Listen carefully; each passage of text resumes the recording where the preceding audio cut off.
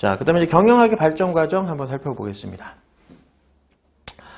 자, 이 경영학이 처음 나오게 된 배경이 이제 17세기죠. 그래서 17세기 이제 지중해 연안, 이 도시국가의 이제 무역 활동을 통해서 이제는 이런 상업학이나 상업 경영학이라는 학문들이 이제 발전하기 시작했어요. 그걸 기원으로 해서 이제 독일에서 이제 체계적으로 경영학을 만들기 시작한 게 이제 경영 경제학이라는 학문들이 이제 나오기 시작하면서 경영학에 대한 이제는 기본적인 어떤 개념이나 틀이 잡히기 시작한 겁니다. 자, 이런 것들은 별로 중요하진 않아요. 그럼 이제 실질적으로 경영학이라는 학문들이 나름대로 이제 체계를 잡고 우리가 현대 이제 이해할 때 경영학이라고 보통 하는 이런 학문들이 완전히 틀을 잡은 시점이 19세기 말부터 20세기 초라고 보시면 돼요. 그래서 이제 5페이지에 보시면 가장 여러분들이 먼저 공부하는 내용이 이제 미국 경영학입니다. 미국 경영학. 그래서 미국 경영학, 특히 미국 경영학 하면 이제 대표적인 고전학자들, 경영학학자 하면 둘이 있는데 그 사람이 이제 포드하고 테일러라는 두 학자예요. 그래서 그걸 꼭 기억을 하셔야 됩니다. 그래서 테일러, 포드는 그 각각의 경영학자들의 특징이라든지 그런 두 가지를 비교하는 것들을 잘 물어보기 때문에 정리를 잘 하셔야 돼요.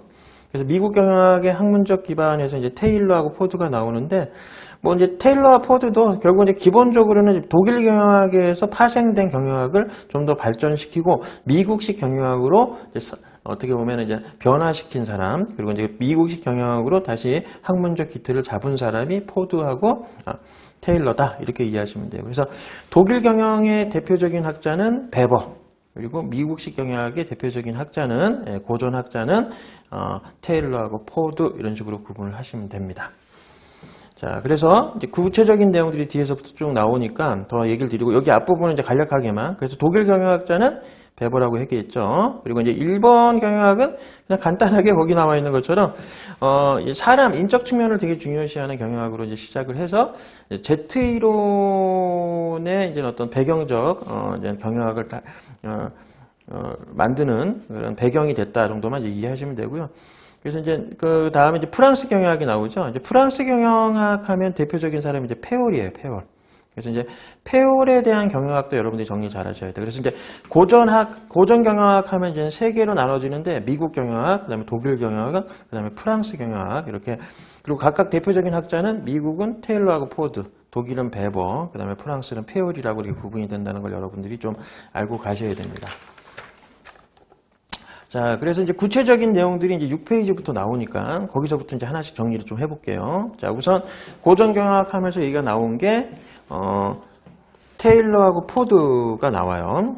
그래서 이 테일러하고 포드에 대한 내용들을 좀 정리를 잘 해놓은 게 어디 있냐면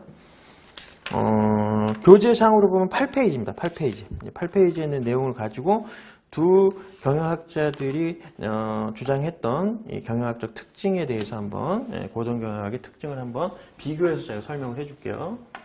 자, 우선 이게 이제 미국 경영학 쪽을 좀 다루고 있는 거죠.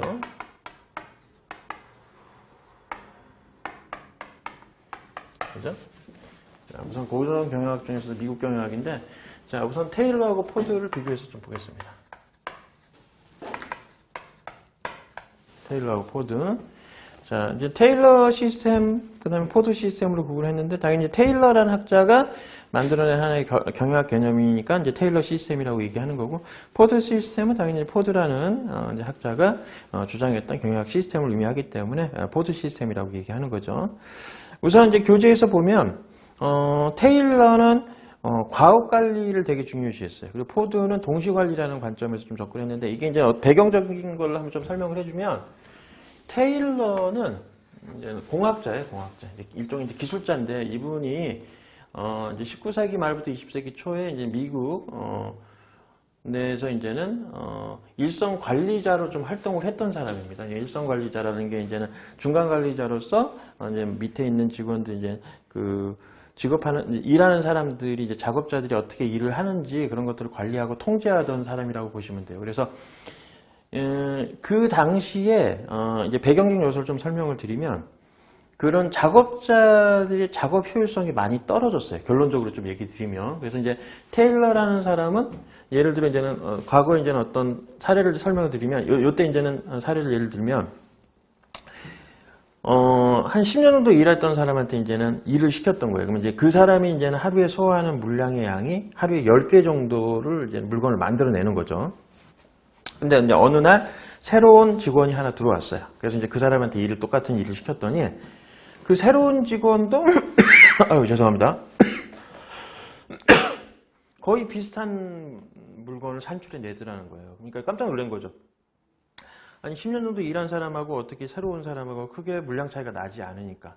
그럼 이유가 뭘까라고 고민한 거죠. 봤더니 이게 작업의 효율성이 떨어졌던 거예요. 10년 정도 일한 사람이든 아니면 지금 당장 일을 했던 사람도 업무에 대한 효율성적인 부분에서 봤을 때 이게 관리 감독이 잘 안 되다 보니까 말 그대로 이제는 10년 한 사람도 내가 너무 일을 열심히 하거나 해가지고 한 달에 만들어내는 어떤 기대 산출량이 너무 높여놓으면 그 이상 이하로 만들어내면 이제 당연히 경영자들이 싫어할 거 아닙니까? 그러니까 일부러 좀 일을 좀 느슨하게 한 거죠. 그러니까 이제 테일러 입장에서 이제 그걸 보면서 이 사람이 훨씬 더 많은 임금을 가져가는데도 불구하고 한 달에 만들어내는 물건의 수량은 신입사원하고 큰 차이가 없어. 그러면 내가 이 사람한테 더 많은 급여를 줄 이유가 없지 않습니까? 그러니까 이제 그런 것들을 좀 과학적으로 통제를 하고 이런 부분에 대해서 나중에 이제는 월급을 줄 때도 그런 거 아니에요. 10년이라는 사람, 당신한테는 급여를 이렇게 주는 거야. 근데 당신이 만들어낸 한 달 수량이 이 정도밖에 안 되니 이 정도 이상을 줄 수 없어. 합리적 근거에 따라서 월급을 책정하는 기준으로서 과업관리라는 측면을 강조를 했어요. 그래서 저도 이제 대학교 때 산업공학을 전공을 했었는데 산업공학 전공하면서 이제 공장에서 이제 여러 가지 작업자들에 대한 이 사람들이 작업을 진짜 올바르게 잘 하고 있는지, 그리고 하나의 작업자가 실제로 하루에 소화할 수 있는, 한 달에 만들어내는 물건의 수량이 객관적으로 몇 개가 되는지를 측정하기 위해서 동작이라는 걸 측정을 합니다. 그러니까 작업자들이 어떤 동작을 통해서 어떤 물건을 어떻게 산출하는지를 일일이 다 이렇게 스톱워치로 측정을 해요. 동작도 동작대로 다 구분해서 정리를 해놓고 이 사람이 뭐 드는 동작, 가공하는 동작, 뭐 잡는 동작 이런 것들 동작별로 구분을 하고 사진을 다 찍습니다. 찍어놓고 그 동작별로 걸리는 시간, 아니면 이제 하나의 물건을 만들 때까지 어떤 동작을 거쳐서 어느 정도 산출되는지를 이게 스톱워치를 가지고 다 시간을 측정을 해요. 그래서 평균 시간을 계산하는 거야. 왜냐면 한 번만 측정했을 때는 문제가 되는 건 뭐예요? 작업자가 되게 집중을 해서 일을 하다 보면 평상시 일하는 것보다 더 빨리 작업을 할 거 아닙니까? 그러면 나중에 작업자가 그럴 거 아니에요. 그때는 나 옆에서 막 쳐다보고 있고 하니까 그냥 막 진짜 열심히 한 거다. 근데 평상시에 내가 어떻게 그렇게 일을 하냐? 이렇게 나올 수가 있으니까 여러 번에 걸쳐서 측정을 합니다. 그래서 평균 시간을 계산해요. 그게 표준 시간이라고 해요. 표준 시간을 계산을 해서 평균 작업자가 하나의 물건을 만들 때 어느 정도 시간을 걸리는지를 평균치를 계산해요. 거기다가 이제 나름대로 유휴 시간까지 다 반영을 해서 계산을 합니다. 이 사람이 잠깐 쉬는 것까지 고려를 해서 표준 시간을 계산해요. 그래서 표준 시간 내에 몇 개를 만드느냐를 딱 알면 이 한 사람의 작업자가 한 달에 몇 개를 만드는지 객관적으로 산출이 되겠죠. 그래서 그 물량을 소화를 하면 거기에 따라 성과급을 주고, 그죠? 소화를 못하면 성과급을 안 주겠죠. 그러니까 성과급의 비중을 좀 달리 줘가지고 정해놓은 과업량 이상을 생산하면 성과급을 더 주는 거예요.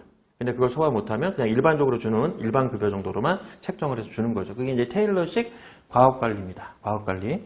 그리고 이제 포드는 어땠냐면 포드는 컨베이어 벨트라는 걸 만들어가지고 이걸 통해서 이제 작업을 했어요. 컨베이어 벨트라는 게 이제 뭐냐면 벨트 위에 이제 물건이 올라가 있으면 그 작업자가 이제 쭉 순차적으로 서 있는 거죠, 이렇게. 그래서 이제 순차적으로 서 있으면서 앞단에서 만들어진 물건 다음 단계를 그 다음 단계에 있는 사람들이 하나씩 추가적으로 완성해 가면서 최종 제품을 완성하는 게 이제 컨베이어 벨트입니다.